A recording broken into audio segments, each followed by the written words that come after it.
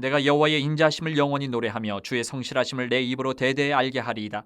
내가 말하기를 인자하심을 영원히 세우시며 주의 성실하심을 하늘에서 견고히 하시리라 하였나이다. 주께서 이르시되 나는 내가 택한 자와 언약을 맺으며 내 종 다윗에게 맹세하기를 내가 내 자손을 영원히 견고히 하며 내 왕위를 대대에 세우리라 하셨나이다. 셀라. 여호와여, 주의 기이한 일을 하늘이 찬양할 것이요 주의 성실도 거룩한 자들의 모임 가운데서 찬양하리이다. 무릇 구름 위에서 능히 여호와와 비교할 자 누구며 신들 중에서 여호와와 같은 자 누구리이까? 하나님은 거룩한 자의 모임 가운데서 매우 무서워할 이시우며 둘러있는 모든 자 위에 더욱 두려워할 이시니이다. 여호와 만군의 하나님이여, 주와 같이 능력 있는 이가 누구리이까? 여호와여, 주의 성실하심이 주를 둘렀나이다. 주께서 바다의 파도를 다스리시며 그 파도가 일어날 때에 잔잔하게 하시나이다. 주께서 라합을 죽임당한 자같이 깨뜨리시고 주의 원수를 주의 능력의 팔로 흩으셨나이다. 하늘이 주의 것이요 땅도 주의 것이라. 세계와 그 중에 충만한 것을 주께서 건설하셨나이다. 남북을 주께서 창조하셨으니 다볼과 헤르몬이 주의 이름으로 말미암아 즐거워하나이다. 주의 팔에 능력이 있사오며 주의 손은 강하고 주의 오른손은 높이 들리우셨나이다. 공의와 정의가 주의 보좌의 기초라. 인자함과 진실함이 주 앞에 있나이다. 즐겁게 소리칠 줄 아는 백성은 복이 있나니 여호와여, 그들이 주의 얼굴빛 안에서 다니리로다. 그들은 종일 주의 이름 때문에 기뻐하며 주의 공의로 말미암아 높아지오니 주는 그들의 힘의 영광이심이라. 우리의 뿔이 주의 은총으로 높아지오리니 우리의 방패는 여호와께 속하였고 우리의 왕은 이스라엘의 거룩한 이에게 속하였기 때문이니이다. 앞에 전반부는 하나님에 관해서 찬양을 하고 하나님이 어떤 분이신지를 그 찬양 시 가운데 나타내고 있어요. 그래서 제목을 이렇게 정해봤습니다. 하나님과 비교할 자가 누구냐? 하나님과 비교할 자가 누구냐? 하나님과 비교할 만한 대상은요, 세상에 존재하지를 않아요. 비교할 대상이 없는 겁니다. 그러면 조금 세상을 떠나서 신들 중에 사람들이 말하는 그들이 최고라고 하는 신들과도 비교해 봐도 창조주, 피조물 같은 선상에 놓고 비교해도 이건 말이 안 되는 거예요. 어떻게 창조주와 피조물을 비교할 수가 있어요? 심지어는 6절 말씀처럼 구름 위에 하늘에서도 다른 신들하고도 비교할 수 없는 분이 하나님이시다. 이렇게 찬양을 해요. 그래서 6절 앞부분에 오늘 이 시인은 이렇게 외칩니다. 능히 여호와와 비교할 자가 누구냐? 비교 불가인 하나님을 찬양하고 있어요. 그래서 어떤 부분이 도대체 비교가 되지 않는가? 하나님은 어떤 분이신가? 그것을 오늘 살펴보면 오늘 이 시에서 시인이 하나님의 이러한 특별한 부분을 찬양하는 것이 딱 두 가지 나오는데, 첫 번째가 하나님의 기이하심이에요. 우리의 상상을 뛰어넘는다는 거예요. 우리의 생각을 뛰어넘는다. 누구도 그때 생각을 따라잡을 수가 없다. 하나님 같은 분은 없다. 세상을 먼저 가장 특별하게 만드셨습니다. 흔한 나뭇잎도 다 같아 보이지만 실제로 같은 것은 단 하나도 없습니다. 같은 나무에 있는 같은 나뭇잎이라도 비교하면 달라요. 같은 것이 없어요. 하늘에서 내리는 겨울의 눈이요, 우리 눈으로 볼 때는 똑같아 보이지만 똑같은 모양이 단 하나도 없어요. 세계 75억, 80억 명의 인구들, 저하고 똑같이 생긴 사람 단 한 명도 없습니다. 우리 손가락 끝에 지문이요, 이것도 다 달라요. 어느 하나도 같은 사람이 없어요. 모두 다르게 다양하게 창조하셨어요. 이런 하나님의 기이하심은 어떤 것과도 비교가 될 수가 없는 거예요. 오늘 시인은 이거를 찬양하고 있어요. 하나님의 특별하심, 기이하심. 하나님의 능력은 한이 없어서 오늘 구절처럼 파도를 일으키시기도 하고 잠잠하게도 하시고, 우리 며칠 전에 한 것처럼 라합을 깨뜨리시기도 하고. 여기서 라합은 여리고성의 그 여인 라합의 이름이 아닙니다. 발음이 거의 비슷할 뿐이지 애굽의 바다 괴물을 상징하는 이름이에요. 애굽을 깨뜨리시고 원수를 능력의 팔로 깨뜨리세요. 10절에 찬양하고 있어요. 또 계속해서 홍해를 가르시고 불기둥 구름기둥으로 이스라엘 백성을 인도하시는 분 하나님이세요. 이렇게 하나님이 하시는 기이한 일들은요, 작은 나뭇잎 하나에서부터 홍해를 가르는 것까지 우리 인간의 생각과 인간의 어떤 지혜를 완전히 뛰어넘으신 기이함을 행하시는 분이 바로 우리 하나님이시다. 그리고 시인은 이 기이하신 하나님을 찬양하고 또 이어서 하나님의 특별한 점을 또 찬양해요. 그게 뭐냐? 성실하심이에요. 성실하심. 하나님이 만드신 자연은 놀라운 법칙을 가지고 있습니다. 오늘 뜬 태양은 내일도 뜹니다. 봄이 가면 여름이 오고 또 뒤이어서 가을도 오고 겨울도 와요. 가볍든지 무겁든지 간에 모든 물체는 이 땅 위에서 아래로 떨어지게 되어 있습니다. 그리고 물은 겨울에 추워지면 얼고 봄이 돼서 따뜻해지면 또 녹아요. 하나님의 성실하심을 따라서 자연은 질서정연하게 움직입니다. 질서정연하게. 흐트러짐 없이 차곡차곡 하나님이 세우신 자연의 법칙의 원리에 따라서 흘러가요. 운행돼요. 그런데 한번 상상을 해보세요. 이렇게 하나님이 운행하고 세우신 법칙에 따라 움직이고 있는 하나님이 창조하신 이 우주 만물이, 자연이 하나님께서 마음이 틀어지셔갖고 변하셔가지고 조금만이라도 이 법칙을 흐트러 놓으시면 그 가운데 살아가는 우리 인간은 제대로 살아갈 수 있을까요? 어젯밤도 열대야였잖아요. 기온이 조금만, 밤의 기온이 조금만 1도만 올라가도 우리는 아이고 못 살겠다, 이거 어떻게 하나, 이거 하는데 하나님께서 자연의 법칙을 조금만 흐트러 놓으시면 인간은 살아갈 수가 없는 거예요. 인간은 살아갈 수 없어요. 그런 우리들에게 변덕이 죽을 듯이 한다고 표현하고 아침 저녁으로 12번도 더 변한다는 우리 인간들에게 만약에 이 자연의 법칙까지도 우리에게 맡기셨다면 우리는 제대로 살아가고 아름답게 살아갈 수 있을까? 불안해서 하루하루가 두려움에 살아갈 겁니다. 그런 하나님의 성실하심 덕분에 우리는 평안하게 안정을 가지고 살아갈 수 있게 되는 거예요. 아, 오늘 밤이 되었구나. 또 새벽이 되면 아침에 해가 또 우리를 떠서 하루를 밝혀주겠구나. 생각하지 알든 모르든 우리에게 딱 준비되어 있는 마음들이에요. 지금 잠들면 내일 아침 해 뜰 때 또 나는 눈을 뜨겠구나. 하나님이 주신 법칙대로 우리는 살아가요. 오늘 잠들면 내일 아침에 눈 뜬다는 보장이 없으면 두려워서 잠잘 수 있겠습니까? 하나님이 정해놓으신 법칙이에요. 그것을 성실하게 이 세상을 운행시켜 가시는 거예요. 이 하나님의 성실하심을 누구가 비교하겠어요? 나는 하나님만큼 성실해? 흔들리지 않을 수 있어? 누가 그럴 수 있겠어요? 이 시인은 88편의 이 전반부에서 이걸 찬양하고 있어요. 하나님 아버지의 기이하심과 하나님 아버지의 성실하심. 그러면서 중요한 게 더 나타나요. 하나님의 기이하심과 성실하심이 딱 합쳐져서 동시에 드러나는 하나님의 성품이 등장을 해요. 그게 뭐냐? 하나님의 사랑하심이에요. 그 사랑의 결정판이 뭡니까? 예수 그리스도의 십자가예요. 세상을 사랑하셔서 독생자를 주셨습니다. 정말 기이한 거예요. 엄청난 사랑인 거예요. 우리가 연약할 때, 우리가 죄인 되었을 때, 우리가 하나님과 원수 되었을 때, 하나님과 사이가 좋지도 않아요. 끊어졌어요. 그런데 그때 하나님의 사랑이 시작됐어요. 관계 좋을 때 하나님의 사랑이 시작된 게 아니고, 이 하나님의 엄청난 기이하고도 엄청난 독생자를 보내주시는 사랑은 하나님과 우리의 관계가 끊어졌을 때 시작됐어요.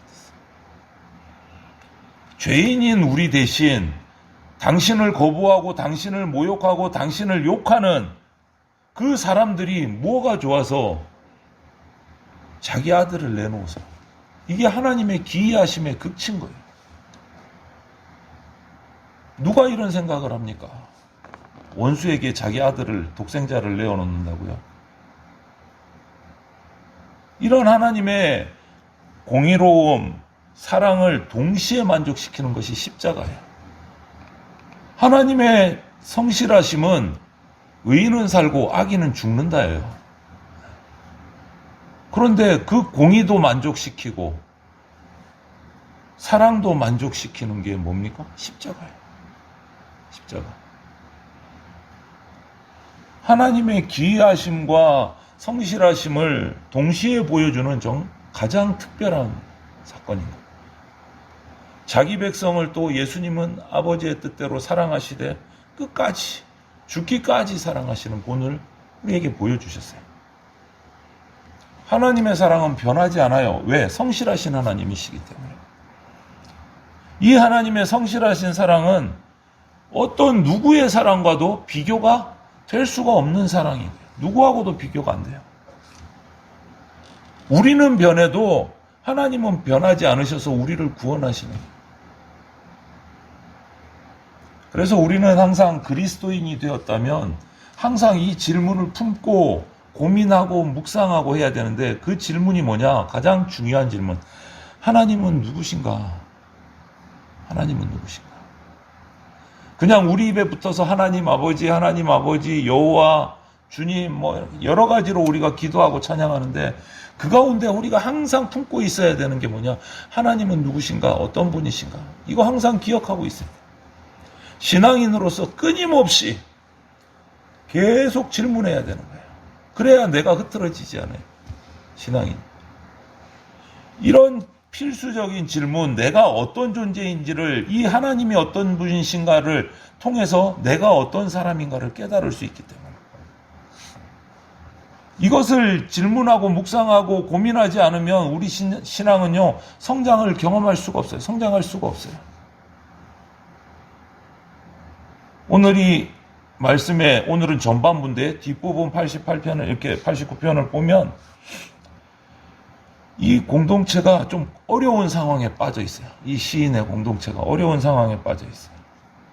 그런데도 불구하고 오늘 5절, 14절 이렇게 보면 이 공동체가 가장 어려움 속에서도 가장 먼저 한 게 뭐냐면, 하나님은 인자하시면서 성실하십니다. 이거를 고백하고 찬양해요. 어려움 중에 있는데, 환란이 닥쳤는데, 하나님 환란 중에서 나를 건져 주십시오, 이 문제를 해결해 주십시오를 제일 먼저 간구한 게 아니고, 제일 먼저 한 게 뭐냐? 하나님은 인자하십니다. 하나님은 성실하십니다. 그거를 먼저 찬양하고 있어요. 하나님의 한결같은 사랑은 변함이 없기 때문에 이렇게 찬양한 이유가 뭡니까? 하나님의 성실하심, 하나님의 인자하심, 기이하심을 고백할 때 변함이 없으신 하나님이 지금 우리의 고난도 알고 계실 거고 우리의 필요를 아시기 때문에 이 고난 가운데 개입해 주실 거다라는 믿음이 있기 때문에 이렇게 찬양을 하는 거예요. 찬양. 그래서 우리의 고난이 우리 가운데 필요한 시험이면 시험 받고 든든해질 수 있도록 내버려 두실 것이고, 우리에게 닥친 고난이 사탄이 우리를 쓰러뜨리려는 고난이라면 건져 주실 거라는 믿음이 있기 때문에 건져 주십시오, 살려 주십시오가 아니고 하나님은 인자하십니다. 하나님은 성실하십니다. 하나님은 사랑이십니다. 그걸 찬양하는 거예요. 하나님께 모든 걸 맡기는 거예요.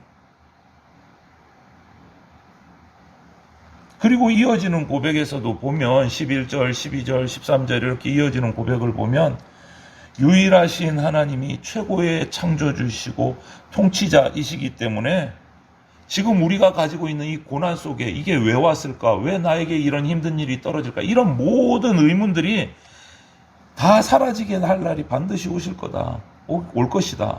무엇으로 말미암아? 성실하시고 기이하신 하나님으로 말미암아.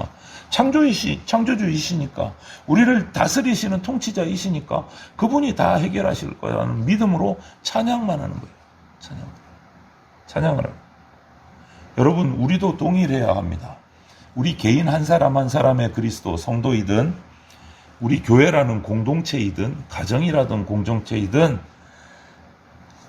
어려움과 힘듦과 세상의 삶 속에서 우리가 해야 할 것은 하나님이 어떤 분이신지, 하나님이 나에게, 우리 가정에, 우리 교회 공동체에, 우리 나라 공동체에 어떻게 지금까지 일해 오셨는지를 잊어버려서는 안 되는 거예요. 그게 가장 먼저예요. 어떻게 우리에게 은혜를 베푸셨고 우리를 회초리를 들기도 하셨고 어떤 일을 우리 가운데 해오셨는지를 기억하고 잊지 않는 것이 우리 신앙 훈련의 첫걸음이에요. 하나님이 어떤 분이신지를 기억하는 게. 세상을 창조하시고 우리를 창조하셨고 또 하루하루 매일매일 온 세상을 그분의 창조 질서대로 성실하게 운행하고 계신 분이라는 걸 잊으면 안 돼요. 절대. 이게 가장 먼저예요. 우리는 그래서 그리스도인은 이 창조주 하나님의 다스리심을 날마다 깨닫는 그러한 신앙의 영적인 감수성을 키워야 돼요. 영적인. 무뎌지면 안 돼요. 민감해야 돼요. 그리고 그것을 잊지 않고 날마다 찬송을 올려드리는 것이 오늘 개인이 공동체가 겪고 있는 고난을 이겨내는 신학의 근육을 키우는 조건이에요. 신앙의 근력을 키우는. 신앙의 근력이 있어야 고난을 이겨내고 극복하고 참아낼 수 있어요. 신앙의 근력이 있어야 하나님이 주신 고난이라면 극복하고 그 가운데서 더 연단받아서 더 튼튼해질 수 있고, 신앙의 근력이 있어야 사탄이 나를 시험하는 거라면, 나를 넘어뜨리려라는 고난이라면 맞짱 서서 싸워서 승리할 수 있는 거예요. 신앙의 근력이 있어야 돼요. 그 근력을 이겨내는 방법은 딱 하나예요. 하나님이 어떤 분이신지를 날마다 기억하고 찬양하는 거예요. 우리의 창조주이십니다. 하나님은. 그리고 우리의 구원자이십니다. 우리를 다스리는 왕이십니다. 절대 잊으면 안 돼요. 그리고 그 왕이고 창조주이시고 구원자이신 하나님은 당신의 백성들을 위해서 기이한 일을 행하시는 분이세요. 그리고 의와 공의와 진실과 인자함으로 이 세상을 다스리시고 언약을 성실하게 지키시는 분이세요. 이 하나님의 성품, 하나님의 일하심을 생각할 때마다 찬양 안 할 수가 없는 거예요. 찬양 안 할 수가 없는 거예요. 불평불만을 할 수가 없어요. 왜? 불평불만을 하는 거는 하나님이 어떤 분인지 싹 지워버리면 불평이 나오고 불만이 나와요. 하나님이 어떤 분인지 생각하지 않으면 우리 입에서는 백발백중 불평이 나오고 원망이 나와요. 오늘 이 시간도 온 땅과 하늘 모든 것을 다스리시고 운행하시는 하나님. 그래서 온 우주 만물 자연은요, 날마다 하나님을 찬양합니다. 그 가운데 하나님을 찬양했다가 안 했다가 원망했다가 칭찬했다가 오락가락 변하는 존재가 딱 하나 있어요. 그것이 우리 인간이에요. 하나님의 큰 은혜, 능력으로 구원함을 입은 저와 여러분들은요, 더더욱이 이 자연들보다 더 많이 하나님을 찬양해야 돼요. 더 많이. 무엇보다 우리를 찬양받으려고 세우셨다고 고백하셨어요. 우리 찬양을 너무너무 좋아하시는 분이에요. 날마다 찬양해요. 오늘 시편 말씀처럼 하나님은 특별한 지혜, 기이함과 성실하심으로 그 사랑을 보이시고 이 세상을 움직이고 계십니다. 어떨 때는 기이한 방법으로, 어떨 때는 성실함으로 움직이고 계세요. 이 두 가지가 조화를 이루어서 하나님의 사랑으로 우리 가운데 역사하고 계신 거예요. 우리가 하나님의 지혜를 어떻게 다 알겠습니까? 측량할 수 없지만 딱 하나는 알아요. 하나님이 이 세상을 사랑하셔서 독생자를 보내주셨다는 거 잘 알고 있고, 그 큰 사랑으로 인간을 구원하셨고 이 세상을 다스리고 계시다는 것만큼은 우리가 확실히 알아요. 확실히 알아요. 이것을 잊지 않는 우리가 돼야 되고, 세상 모든 만물에는 이 하나님의 사랑이 스며들어가 있다. 스며들어 있습니다.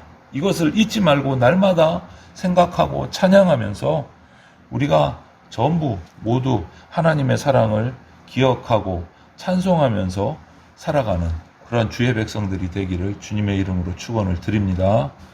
아멘.